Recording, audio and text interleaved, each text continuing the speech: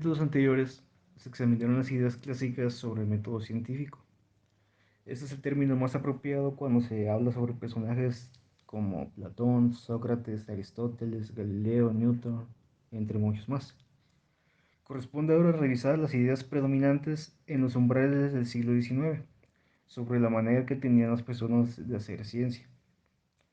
Por razones históricas, el avance en el movimiento científico fue predominantemente mayor en el continente europeo.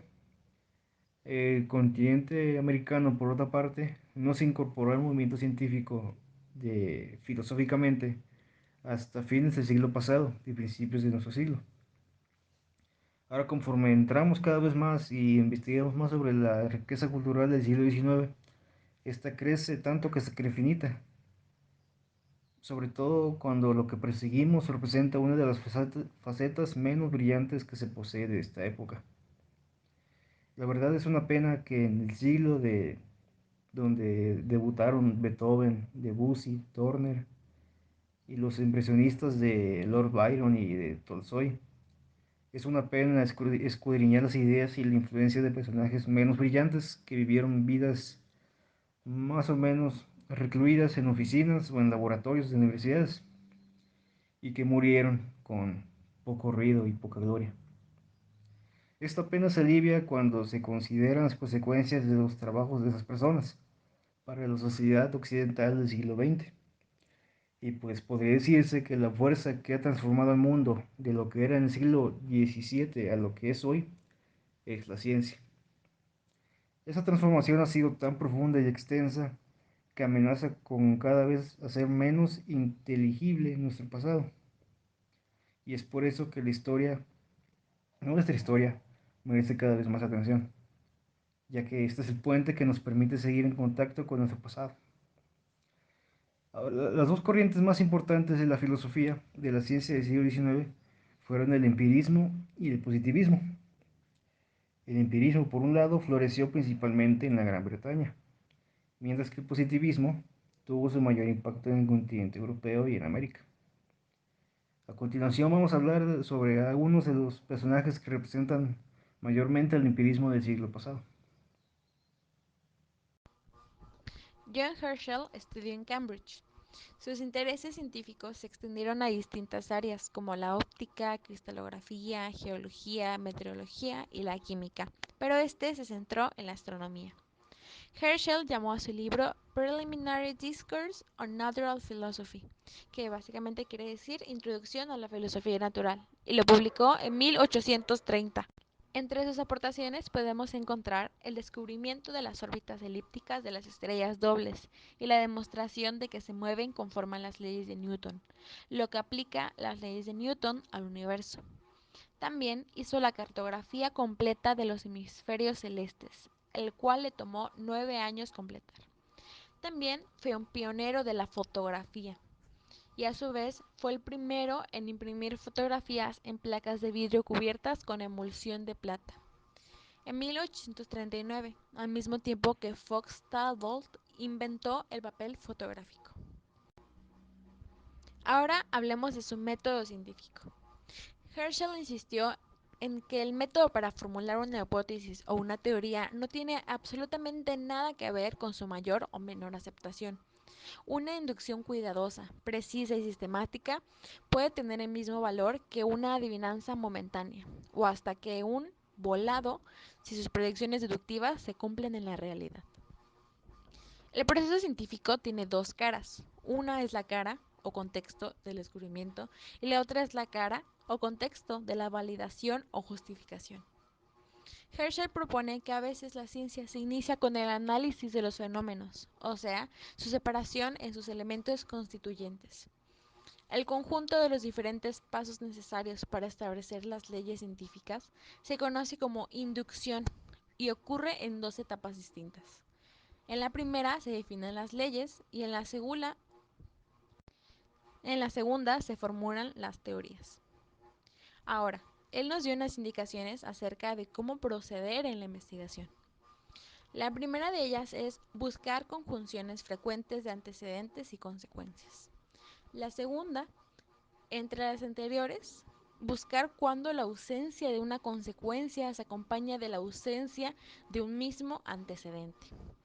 La tercera, buscar proporcionalidad entre antecedente y su consecuencia. La cuarta es, aún en los casos de acción directa y sin variaciones cuantitativas, la última dice, buscar si la inversión de la consecuencia sigue a la inversión del antecedente.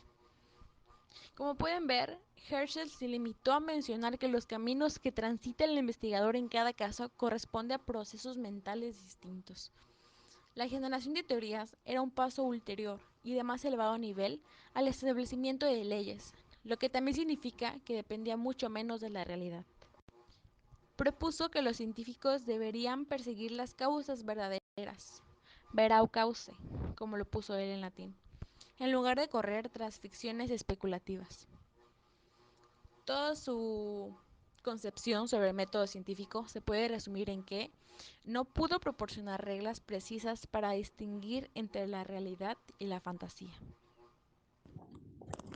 John Stuart Mill, infancia. Durante su infancia, John Stuart Mill fue sometido a un experimento pedagógico por parte de su padre, en el cual aprendió griego a los 3 años, después aprendió latín a los 8 y después aprendió hebreo y otros idiomas europeos conforme iba creciendo. Este, al crecer, aprendería todo por su cuenta y con el pasar del tiempo se convertiría en un filósofo de ciencia. Además, haría diversas aportaciones al feminismo, principalmente a causa de su esposa. En su libro, System of Logic, combinaría la filosofía y la ciencia, y además propondría que todo se debe regir por el conocimiento y la razón. Además de esto, también propone la teoría de causalidad, es decir, que todo sucede a causa de algo o debido a una serie de causas. Además de esto, John Stuart Mill propuso 5 cánones de inducción, los cuales aportaron bastante a la lógica y al razonamiento. Y estos son método de coincidencia, método de diferencia, método de coincidencia más diferencia, método de residuos y método de las variaciones concomitantes.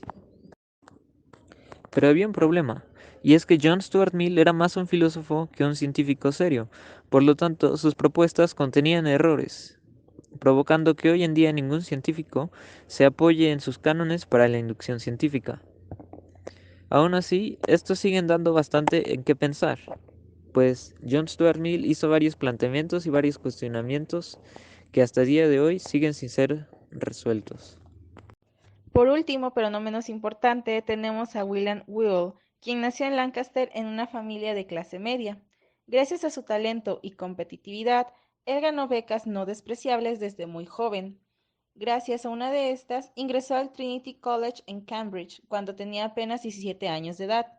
Se podría decir que fue un hábil político y administrador, ya que además de ser máster del Trinity College, ocupó 2 veces la vicepresidencia de la Universidad de Cambridge. William Whewell fue un verdadero hombre universal, poseedor de una cultura no solo profunda, sino sorprendentemente amplia y variada.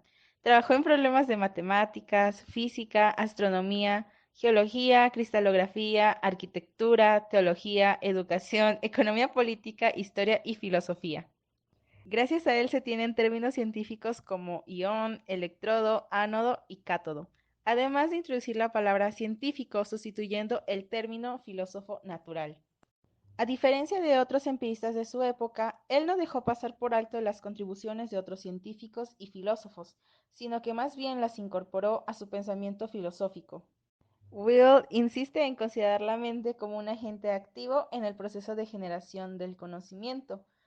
Un ejemplo de esto resultó tener importancia ulterior en su sonada controversia con Mill, la cual se trata de la combinación de las observaciones realizadas por Tycho Brahe sobre la posición de Marte, que son los hechos, con el concepto general de elipse, que es la contribución de la mente, gracias a lo cual Kepler concluyó que el movimiento de Marte alrededor del Sol describe una elipse. Mill opinaba respecto al procedimiento de Kepler que se trataba de una simple descripción en lugar de una inducción, porque los distintos hechos que se habían conjuntado se referían todos a relaciones espaciales, mientras que en las inducciones verdaderas deben agregarse observaciones sobre otros conceptos, como los de número, tiempo, causa, etc. Will insistía en considerar la mente como un agente activo en el proceso de generación del conocimiento. Un ejemplo de coligación usado por Will resultó tener importancia ulterior en su sonada controversia con Mill, la cual se trataba de la combinación de las observaciones realizadas por Tycho Brahe sobre las posiciones de Marte, con el concepto general de elipse. Gracias a esto, Kepler concluyó que el movimiento de Marte alrededor del Sol describe una elipse. Mill, por otro lado, opinaba que el procedimiento de Kepler se trataba de una simple descripción en lugar de una inducción. Como consecuencia, en 1849, Will publicó un folleto de 44 páginas con el título Sobre la inducción con especial referencia al sistema de lógica del señor Stuart Mill. En cuanto al método científico, él consideraba que la investigación se inicia con el análisis minucioso de los conceptos o ideas fundamentales, así como de las observaciones o hechos que se consideran relevantes en relación con un problema específico. Naturalmente, este primer paso debe ser precedido por otros, cuyas funciones son decidir los criterios de la mencionada relevancia y filtrar a través de ello al universo casi infinito de todos los conceptos y hechos conocidos, actual o potencialmente. Lo que sigue es la famosa coligación de los hechos, que involucra la selección de las ideas apropiadas, la construcción de los conceptos y la determinación de las magnitudes. En esta etapa no se señalan límites al uso de hipótesis, que se reconocen como elementos creativos y por lo tanto no sujetos a reglas generales. Este proceso continúa con la confrontación de las predicciones derivadas de las hipótesis con la realidad por medio de observaciones o experimentos, la coligación de hechos y la conciliación de inducciones. En la medida en que la hipótesis se confirman por estos procedimientos, van adquiriendo el estatus de verdades comprobadas. Por último, Will señala lo siguiente: el descubrimiento de principios generales a partir de hechos específicos se realiza, al menos comúnmente y con mayor frecuencia de lo que parece al principio, por medio del uso de una serie de suposiciones o hipótesis que se revisan en rápida sucesión y entre las que pronto se detecta la que conduce a la verdad. Cuando se identifica, tal hipótesis se sostiene con firmeza, se verifica y se sigue hasta sus últimas consecuencias.